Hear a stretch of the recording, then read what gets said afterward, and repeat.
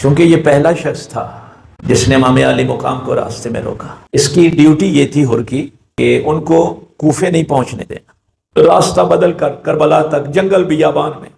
جو ہی لگام کو پکڑا نا امام علی مقام کے گھوڑے کی تو عربوں کے ہاں اپنے غصے کا جب اظہار کرتے ہیں ان کا کلچر ہے تو وہ کہتے ہیں تیری ماں تجھے روئے۔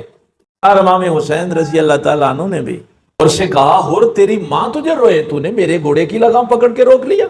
ہر نے تڑپ کے ایک جملہ کہا، اس نے کہا حسین کاش تیری ماں فاطمہ نہ ہوتی تو میں بھی پلٹ کے یہی جملہ کہتا، لیکن میں کہہ نہیں سکتا اس لیے کہ تیری ماں خاتون جنت ہے، تیری ماں پیغمبر کے جگر کا ٹکڑا ہے، تیری ماں سیدۃ النساء العالمین ہے۔ مورخین یہ کہتے ہیں اس 22,000 کے لشکر میں سے ایک ہر کو ہی ایمان کیوں نصیب ہوا کہ ہر نے جو سیدہ پاک کا احترام کیا تھا اس احترام کی وجہ سے وہ جنتی ہو گیا۔